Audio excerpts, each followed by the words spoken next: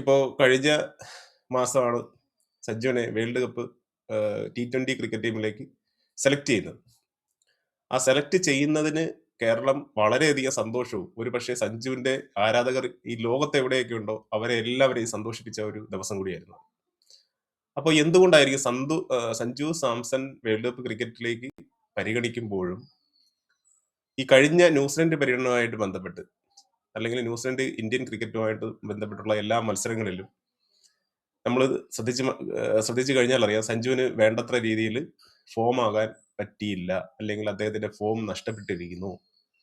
ഫുട് വർക്കുകൾ, അതായത് ഒരു ബാറ്റ്സ്മാനെ സംബന്ധിച്ച് ഇമ്പോർട്ടന്റ് എന്ന് പറയുന്നത് അദ്ദേഹത്തിന്റെ ഫുട് വർക്കാണ്. ബാറ്റിംഗ് ചെയ്യുമ്പോൾ കൃത്യമായിട്ടുള്ള രീതിയിൽ ബോളിനെ പ്രതിരോധിക്കുക എന്നുള്ളതിൽ വളരെയധികം പിന്നോട്ട് പോയിരിക്കുന്നു.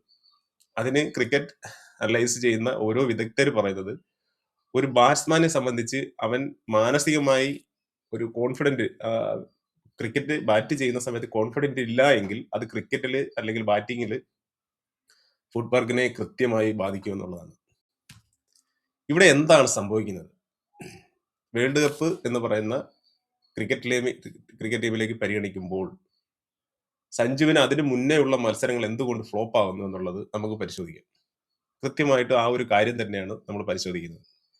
സഞ്ജുവിന്റെ നാളിതുവരെയുള്ള ഓരോ ടൂർണമെന്റുകൾ പരിശോധിച്ചു കഴിഞ്ഞാൽ, അല്ലെങ്കിൽ അദ്ദേഹത്തിന്റെ സെഞ്ചുറി പരിശോധിച്ചു കഴിഞ്ഞാൽ, അത് അദ്ദേഹം ബാറ്റ് ചെയ്യുന്ന പൊസിഷൻ പരിശോധിച്ചു കഴിഞ്ഞാൽ വളരെയധികം പോസിറ്റീവായിട്ടുള്ള റിസൾട്ട് ആണ് ഉണ്ടായിട്ടുള്ളത്.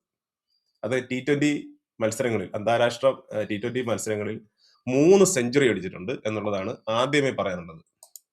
ആ 3 സെഞ്ചുറി എന്ന് പറയുന്നത്, ഒന്ന് ബംഗ്ലാദേശിനെതിരെ, 2 സെഞ്ചുറി സൗത്ത് ആഫ്രിക്കയ്ക്കെതിരെയാണ്.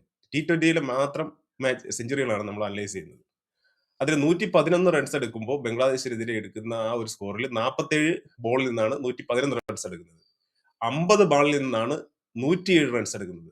അതായത് രണ്ടാമത്തെ സെഞ്ചുറി, അത് സൗത്ത് ആഫ്രിക്കയ്ക്കെതിരെയാണ്. മൂന്നാമത്തെ സെഞ്ചുറി എന്ന് പറയുന്നത് 56 ബാളിൽ 109 റൺസാണ് എടുക്കുന്നത്. ഈ 3 സെഞ്ചുറികളിലും, അത് മാത്രമല്ല, സഞ്ജു സാംസന്റെ മുഴുവൻ ക്രിക്കറ്റ് ജീവിതത്തിലും ന്യൂസിലൻഡ് എന്ന് പറയുന്ന ടീമുമായിട്ട് ബന്ധപ്പെട്ട് നോക്കിക്കഴിഞ്ഞാൽ അദ്ദേഹത്തിന് നാളിതുവരെ ആ രാജ്യവുമായിട്ട് ബന്ധപ്പെട്ട് കളിക്കാൻ സാധിച്ചിട്ടില്ല.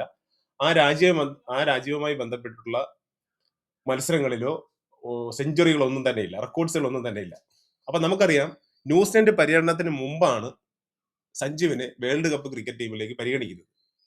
അപ്പോൾ ഈ ന്യൂസിലൻഡ് പര്യടനം, അല്ലെങ്കിൽ ന്യൂസിലൻഡ് ക്രിക്കറ്റ് ടീമുമായിട്ട് ബന്ധപ്പെട്ടുള്ള മത്സരങ്ങൾക്ക് മുമ്പേ ഉണ്ടായിരുന്നത് ഇന്ത്യയിൽ സൗത്ത് ആഫ്രിക്ക വന്ന് കളിക്കുന്നു, അതിൽ ഒരു മാച്ച് പോലും അദ്ദേഹത്തിന് കളിക്കാനുള്ള അവസരം നൽകിയില്ല എന്നുള്ളതാണ് സത്യം.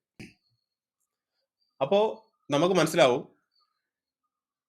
ഒരു പക്ഷേ ആ സൗത്ത് ആഫ്രിക്കൻ ആയിട്ടുള്ള ആ മത്സരങ്ങളിൽ ഒരു പക്ഷേ സഞ്ജുവിന് അവസരം കൊടുത്തിരുന്നുവെങ്കിൽ കൃത്യമായിട്ട് സഞ്ജുവിന് ഫോം കണ്ടെത്താനാകും.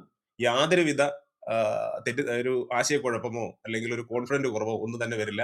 വളരെയധികം മുന്നോട്ട് റൺസ് എടുക്കാൻ സാധിക്കും. അതിലൂടെ ഇനിയുള്ള ക്രിക്കറ്റ് ജീവിതത്തിൽ അദ്ദേഹത്തിന് വളരെയധികം സ്വീകാര്യത ലോക ക്രിക്കറ്റിൽ തന്നെ ലഭിക്കും എന്നുള്ളതാണ്. പക്ഷെ നമ്മൾ കണ്ടത് ഗാലറിയിൽ ഇരുന്ന് കളി കാണുന്ന സഞ്ജുവിനെയാണ് കണ്ടത്. അതിനുശേഷം ന്യൂസിലൻഡുമായിട്ടുള്ള മാച്ച് വരുന്നു.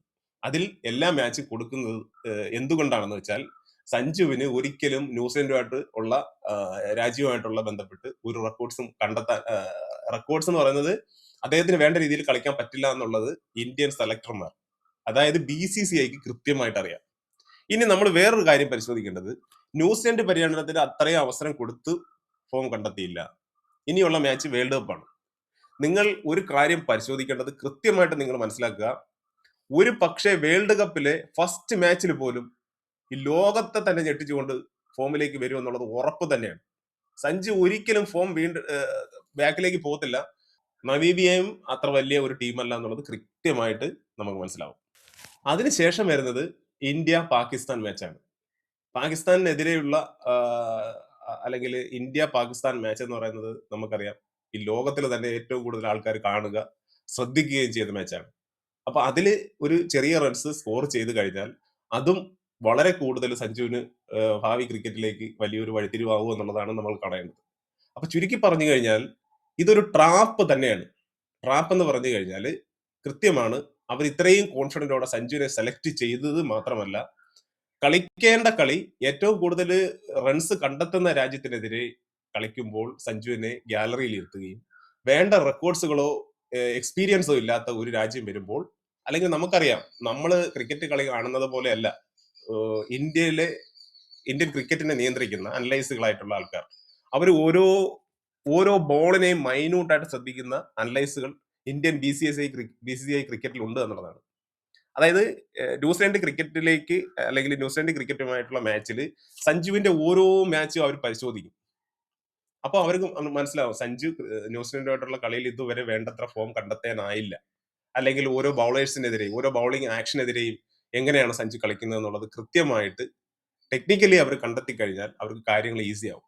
അതുകൊണ്ടാണ് നമ്മൾ പറയുന്നത് വേൾഡ് കപ്പ് എന്ന് പറയുന്നത് സഞ്ജുവിനെ സംബന്ധിച്ച് ഇനിയുള്ള ഭാവി ക്രിക്കറ്റിനെ നിർണ്ണയിക്കുന്ന ഒരു ടൂർണമെന്റ് കൂടിയാണ്.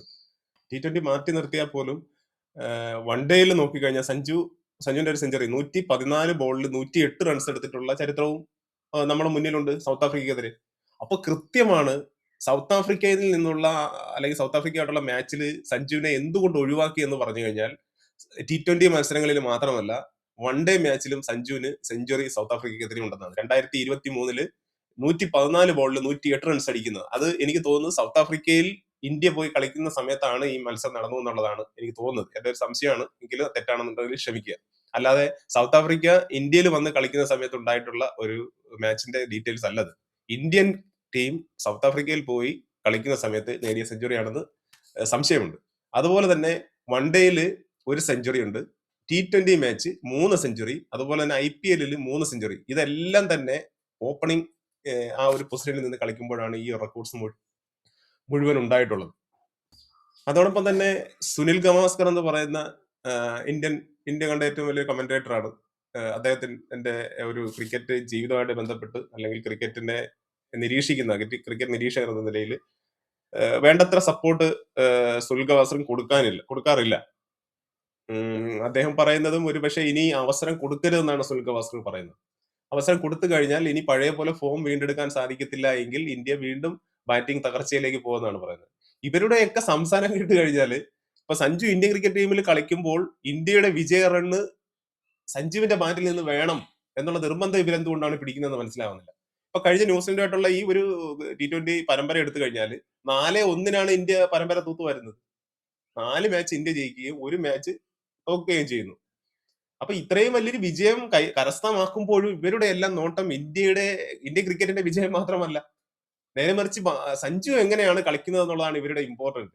ഇന്ത്യൻ ക്രിക്കറ്റ് ടീമിന്റെ വിജയ പരാജയങ്ങൾക്ക് ഉപരിയായി സഞ്ജു എങ്ങനെയാണ് ഇവര് ക്രിക്കറ്റിൽ നിന്ന് ഒഴിവാക്കുക, ഇന്ത്യൻ ക്രിക്കറ്റ് ടീമിൽ എങ്ങനെ സഞ്ജുവിനെ ഒഴിവാക്കുക, ഇതാണ് ഇവർ ഏറ്റവും കൂടുതൽ ഇന്ത്യൻ ക്രിക്കറ്റ് ടീമിലെ ഓരോ അനലൈസുകളും നിരീക്ഷിച്ചുകൊണ്ടിരിക്കുന്നുള്ളതാണ് ഏറ്റവും വലിയൊരു തമാശ എന്നുള്ളത്. അതുപോലെ തന്നെയാണ് ഇഷാൻ കിഷൻ. അദ്ദേഹത്തിന്റെ ഒരു ക്രിക്കറ്റ് ജീവിതം നമ്മൾ പരിശോധിച്ച് കഴിഞ്ഞാൽ അദ്ദേഹം തുടക്കത്തിൽ ഇന്ത്യൻ ക്രിക്കറ്റ് ടീമിലേക്ക് വരുന്ന സമയത്ത് നല്ല രീതിയിൽ ഫോമിൽ നിന്ന് കളിക്കുകയും പിന്നീട് അദ്ദേഹത്തിന് ഫോം കണ്ടെത്താനായില്ല, ടീമിൽ നിന്ന് ഒഴിവാക്കപ്പെടുകയും ചെയ്യുന്നു. വീണ്ടും അദ്ദേഹം രഞ്ജി പോലെ അല്ലെങ്കിൽ മുഷ്തഖ് അലി ട്രോഫിയുമായിട്ട് ബന്ധപ്പെട്ട് വലിയ റെക്കോർഡ്സുകൾ നേടുന്നു. അതിൽ നിന്ന് വീണ്ടും ഇന്ത്യൻ ടീമിലേക്ക് സെലക്ട് ആവുന്നു. അപ്പോൾ ഇന്ത്യൻ സെലക്ടർമാർക്ക് കൃത്യമായ മറുപടി കൊടുക്കുന്നത് ഇന്ത്യൻ ക്രിക്കറ്റ് ചരിത്രത്തിൽ തന്നെ ആദ്യമായിട്ടൊന്നുമല്ല, അത് മറ്റുള്ള താരങ്ങളും കൃത്യമായിട്ട് കൊടുത്തിട്ടുണ്ട്. ആരൊക്കെയാണോ പുറത്താക്കുന്നത് അവരെല്ലാം തിരിച്ച് നല്ല മറുപടി കൊടുത്തുകൊണ്ട് ഇന്ത്യൻ ടീമിലേക്ക് വരുന്നുണ്ട്. അതിൽ ഒരു ഉദാഹരണമാണ് ഇഷാൻ കിഷൻ എന്ന് പറയുന്നത്. അദ്ദേഹം കീപ്പിംഗിൽ അത്ര വലിയ കീപ്പറൊന്നുമല്ല. കീപ്പിംഗ് സ്ഥാനത്തേക്ക് വെച്ച് നോക്കിക്കഴിഞ്ഞാൽ സഞ്ജുവിന്റെ 7 അയലത്ത് പോലും ഇഷാൻ കിഷനെ നമുക്ക് പരിഗണിക്കാൻ സാധിക്കത്തില്ല. അതിന്റെ 100 ഇരട്ടി ശക്തിയാണ് കീപ്പിംഗിൽ സഞ്ജുവിന്റെ സ്ഥാനം. നമുക്കത് ഈ ഒരു ന്യൂസിലൻഡിന്റെ ആ T20 ടൂർണമെന്റ് പരിശോധിച്ചാൽ കൃത്യമായിട്ട് മനസ്സിലാവും. അതില് കളിച്ച 4 മാച്ചിൽ സഞ്ജു ആയിരുന്നു വിക്കറ്റ് കീപ്പിംഗിൽ നിന്നിരുന്നത്. അപ്പൊ ഇന്ത്യൻ ക്രിക്കറ്റ് ടീമിന്റെ ആ ഒരു ടീമിന്റെ മത്സരം നോക്കിക്കഴിഞ്ഞാൽ ഏറ്റവും കുറവ് എക്സ്ട്രാസ് നൽകുന്നത് ഏത് കീപ്പർ നിൽക്കുമ്പോഴാണ്. നിങ്ങൾ പരിശോധിക്കുക, സഞ്ജു നിന്ന സമയത്ത് വിക്കറ്റ് കീപ്പറായിട്ട് നിൽക്കുന്ന സമയത്ത് എത്ര റൺസ് എക്സ്ട്രാസ് കിട്ടി, അതുപോലെ തന്നെ ഇഷാൻ കിഷൻ കീപ്പറായിട്ട് നിൽക്കുമ്പോൾ എത്ര റൺസ് എക്സ്ട്രാ ന്യൂസിലൻഡ് കിട്ടി. ഇത് പരിശോധിച്ചാൽ മാത്രം മതി. ഒരു മാച്ചിൽ വെറും 2 മാച്ചിൽ സഞ്ജു 4 മാച്ച് കളിച്ചതിൽ 2 മാച്ചിൽ 2 റൺസ് മാത്രമാണ് എക്സ്ട്രാസ് ന്യൂസിലൻഡ് നേടാനായത്. നേരെ മറിച്ച് ഇഷാൻ കിഷൻ നിന്ന ലാസ്റ്റ് മാച്ചിൽ എത്ര എക്സ്ട്രാ റൺ കിട്ടിയെന്നുള്ളത് നിങ്ങൾ തന്നെ നേരിട്ട് പരിശോധിക്കും. അപ്പോൾ നമുക്ക് ഒറ്റ കാര്യം തീർച്ചയാണ്, സഞ്ജുവിന്റെ ബാറ്റിംഗില് കൃത്യമായിട്ട് അവനെ പരാജയപ്പെടുത്താൻ എല്ലാവിധ ശ്രമങ്ങളും BCCI മുന്നോട്ട് വെക്കുന്നുണ്ട്. ആ ചതിക്കുഴിയിൽ കൃത്യമായിട്ട് സഞ്ജു വീഴുകയും ചെയ്തു. അതാണ് ഏറ്റവും വലിയ, ഒരുപക്ഷേ ഇത് സഞ്ജുവിന് അറിയാമായിരിക്കാം. പരസ്യമായിട്ട് സ്വന്തം രാജ്യത്തോടുള്ള സ്നേഹം വെച്ചുകൊണ്ട് അദ്ദേഹം അത് തുറന്നു പറയുന്നില്ല എന്ന് മാത്രം. പക്ഷേ ഒരു നാൾ ഈ ഇന്ത്യൻ ക്രിക്കറ്റ് ലോകത്തെ മുഴുവൻ കിടുങ്ങുന്ന ഒരു ചരിത്ര സിനിമയായി ഒരുപക്ഷേ സഞ്ജുവിന്റെ ക്രിക്കറ്റ് ജീവിതത്തെ സിനിമയാക്കി കൊണ്ടുവരാൻ ആരെങ്കിലും മുതിർന്നാൽ, ഒരു പക്ഷേ സഞ്ജുവിന്റെ ക്രിക്കറ്റ് ജീവിതം സിനിമയായി മാറിക്കഴിഞ്ഞാൽ അത് ഈ ലോക ക്രിക്കറ്റിന് തന്നെ ഏറ്റവും വലിയ അപമാനമായി മാറുമെന്നുള്ള കാര്യത്തിൽ യാതൊരു സംശയമില്ല. അപ്പോൾ നിർത്തുകയാണ്. നന്ദി, നമസ്കാരം.